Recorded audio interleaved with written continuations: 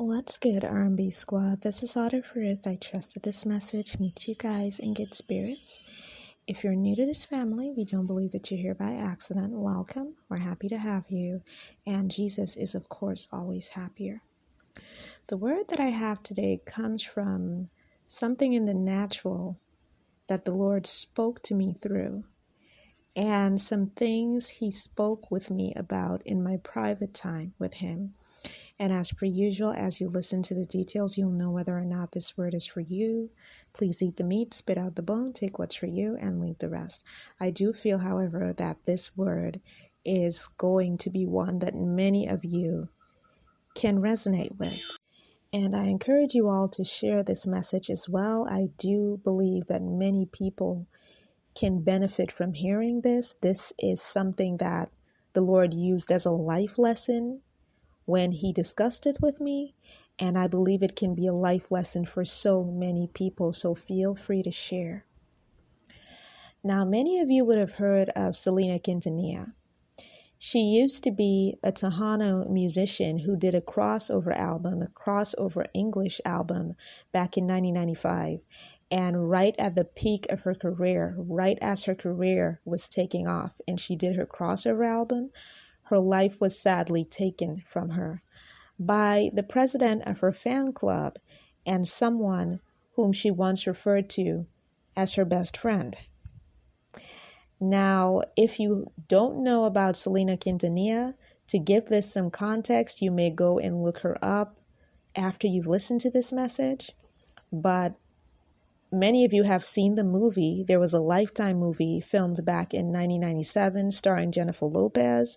Many of you would have seen that movie, and that's how a lot of people were introduced to Selena Quintanilla and to her music. In addition to that, even if you haven't seen the movie, there is so much information online on YouTube and TikTok and all of these places, Instagram, about her and about her life. So I've seen the movie Selena, the Lifetime movie. I've seen it a couple times, and I've seen quite a few documentaries that cover her life and her career and her eventual tragic death. But recently I came across a blog that I had never seen before. And what stood out about this blog is that the author is a longtime fan of Selena Quintanilla's music. So he has been following her since the days of her Tejano music and right into her crossover album. And then after she passed away, he started covering the case concerning that woman, Yolanda, who took her life. And so what he did is that he created an anthology of all of the different blog entries that he made from 1995 right up until now. So there's a very in-depth view on her life, her career, little bits and pieces and facts and information from people who were around her at the time of her death. It's a very interesting blog. And if I can find it again, I will probably share the link in the description box so that you guys can look at it again for some context. Now, in this blog, I discovered something about Selena Quintanilla that I did not know before. Now, this is not mentioned in the movie. In a lot of documentaries about her, this is not mentioned either.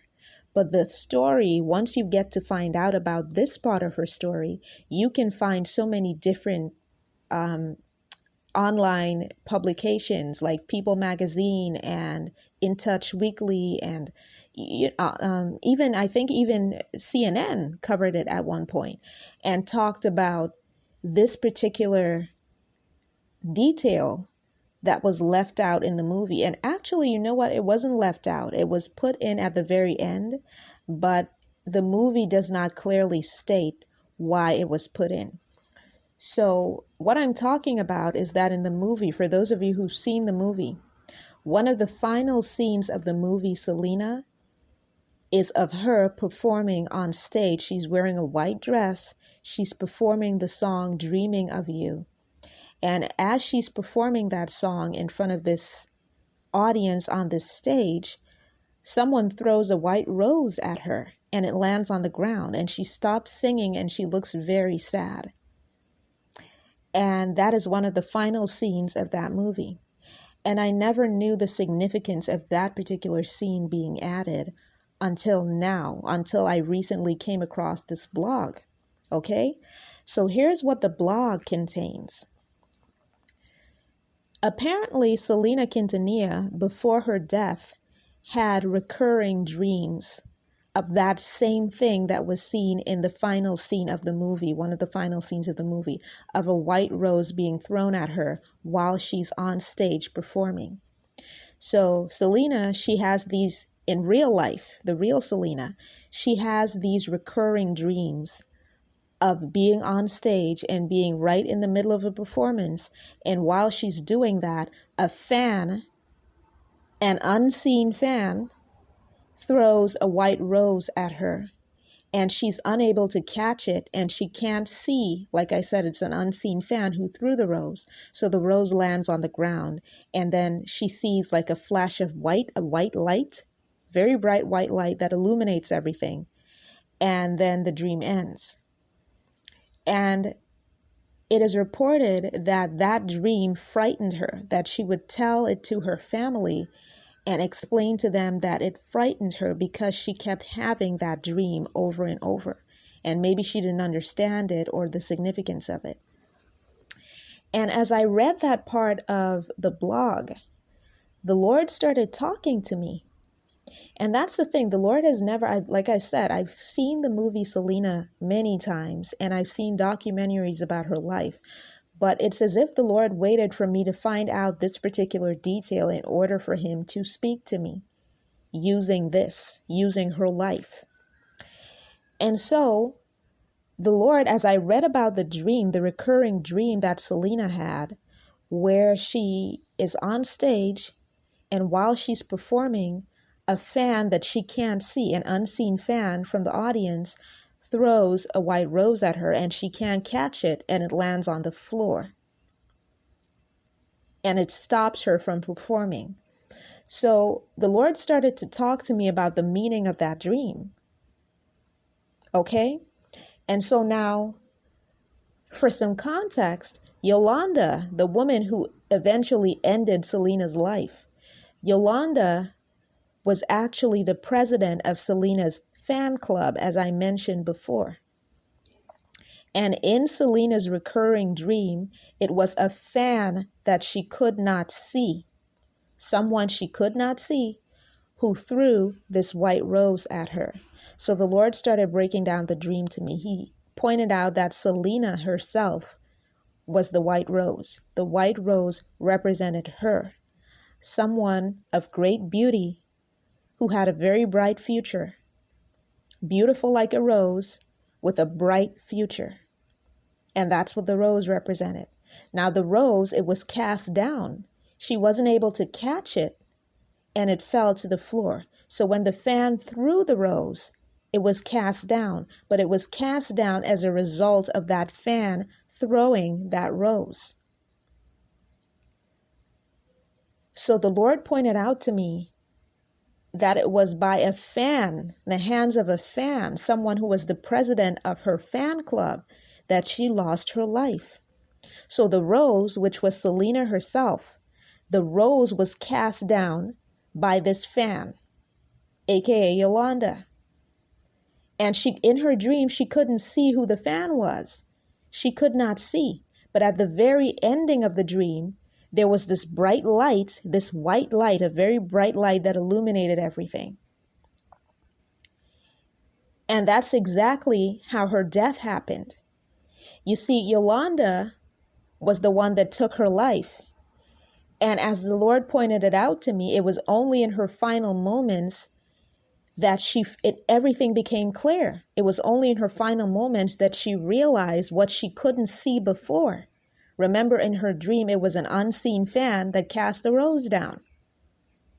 So what she couldn't see before, in those final moments of her life, after she was attacked, after she was shot, it became clear to her that this woman who called herself a fan, who called herself her best friend, the president of her fan club, no less, had always been out to hurt her. Because you see, in the blog, the author points out that when after Selena is attacked by Yolanda, she was able to run to the lobby at the hotel where she was attacked, and she was able to state who her attacker was. So after she was shot, she was alive long enough to know who did it. So she knew it was Yolanda, and she was around long enough to be able to identify who had done this to her. So it was only in her final moments, just like in the dream where the bright light came on and illuminated everything after the rose was cast down. That's how it happened in her dream, her recurring dream. After the rose was cast down, that was the time when the bright light came on and illuminated everything. So Selena only got to see the light. She only got to see what everybody else had been warning her about after this woman had attacked her and unfortunately ended her life. And when the Lord pointed that out to me, it made me feel so sad. I mean, the movie Selena has always made me very sad every time I've seen it. And her story, the fact that her life was cut so short right when everything was happening for her. She just got married. She was at the peak of her career. Her fashion line was popping off. Everything was going great for this girl. And then this woman just ends her life abruptly and kills her dreams. Literally kills all of her dreams before they're even realized. And knowing that the Lord showed her what was going to happen. And this is why it's so important, if you have a prophetic gift, if you have the ability to see and to interpret, it's so important to walk in your anointing, because listen, you can literally save people from certain things. You can warn them. God can use you to warn them. You see, Selena had this recurring dream and she didn't know what it meant. Imagine how different it could have been if someone who knew what it meant had warned her. She didn't know what it meant. All she knew was that it frightened her, and that was it. She knew enough to know that there was something very wrong about this dream, but she couldn't put her finger on what it was. And see, the Lord started using this example to talk to me and for me to deliver this message to you. The Lord was like, you got to be careful who you trust. Don't just be out here trusting everybody. And so I'm going to say that to you guys now. You see, Selena Quintanilla, one of the things that I found out from reading that blog is that there were people around her who could see right through Yolanda. They could see that Yolanda was this greedy person who was very obsessed with Selena. And they warned Selena about Yolanda. Her family warned her. Other people who worked alongside her warned her that there was something very strange about Yolanda. But you see, Selena, she was this person, and everybody who knows her, you will hear her family talking about it, her employees, people who knew her from even before she was famous, they would all say the same thing, that she had a very big, forgiving heart, and she tried to see the good in everybody. Sometimes that can work against you. It's great to have a big heart, but sometimes it can work against you if you don't know how to guard your heart. Do you understand? Selena, trying to see the good in Yolanda, ended in her demise. And so now I'm here to warn you guys. There are those of you whom the Lord has been warning you about certain people around you. You just get a feeling that something is off about this individual or these individuals, but you don't know what it is. And as my grandmother used to say, do not let your guard down just because somebody smiles at you. She always used to tell me that. Do not let your guard down just because someone smiles. People hide a lot of stuff behind their smile. People hide a lot of hate behind their smile. And now Selena, she tried to see the good in everybody, so she tried to see the good in Yolanda. But some people are powered by Satan. That's just the way it is. And if the enemy is driving them, there is no good in them. That's just the way it is. If they're allowing the enemy to work in and through them, there is no good in them. Careful of whom you trust. Careful of whom you call your friend. Selena was calling this woman her best friend, trusting her with so much, trusting her with her money, with her fan club, with even like some of her stores, her clothing stores and stuff. She trusted this woman enough to put this woman in charge of all of these things. And this woman was stealing from her, lying to her, and eventually took her life. When God starts to show you that somebody isn't for you, cut that person out of your life without warning, without apology. You don't owe anybody an explanation. If God warned you about them, because people are dangerous. People who are powered by Satan are dangerous.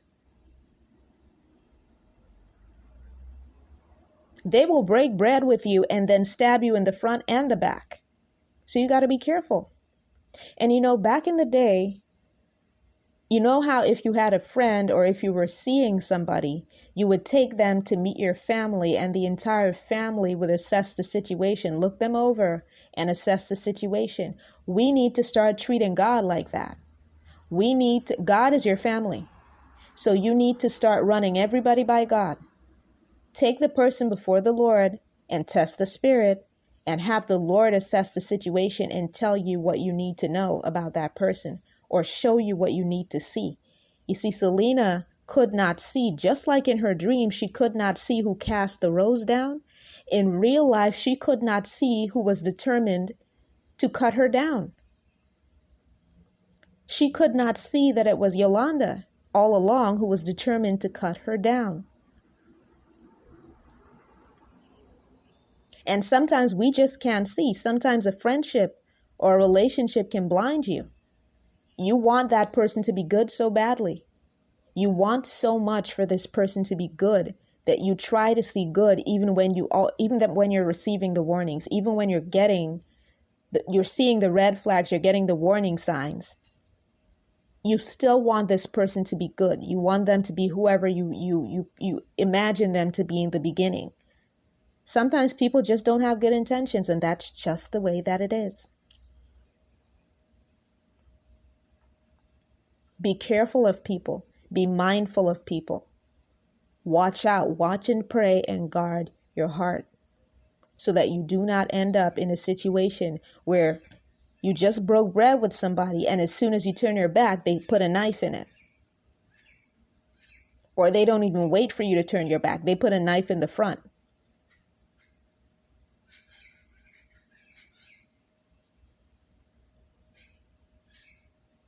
So now, another thing that you need to be careful of is thinking that everyone is going to have the same heart that you do. You see, for many of you, you've been through the pruning. The Lord has done the work on you. So now you look at everyone with a certain amount of empathy, a certain amount of respect. You treat everyone with that same empathy and that respect. Not everyone has allowed the Lord to work on them, whether they claim to know him or not. So again, if you begin to see red flags in someone, the Lord is warning you. Other people are telling you, you know what, this person, it's something off about this person. And the people who are telling you that are people who genuinely care for you. You need to be careful. You need to guard your heart. And it doesn't matter how long the friendship has existed, how long you've been in the relationship. The minute you get to realizing that someone does not mean well, cut the cord, cut the connection. I understand it gets lonely. I get it. I know it gets quiet sometimes. You might be sitting in your place and a needle could fall to the floor and it would echo because it's that quiet. But it's better to be quiet and safe than to be chatty and in a dangerous situation. So run everybody by God. Put it down in the comments. if this resonates with you. Don't let anybody have a spot unless God says they have a shot. Amen? Don't let anybody have a spot in your life unless God says that they have a shot. And if you have to go back before God 5 or 6 times to make sure that you're absolutely certain that this person is meant to be in your life, that they're meant to have a spot, please do. It's better to be safe than sorry.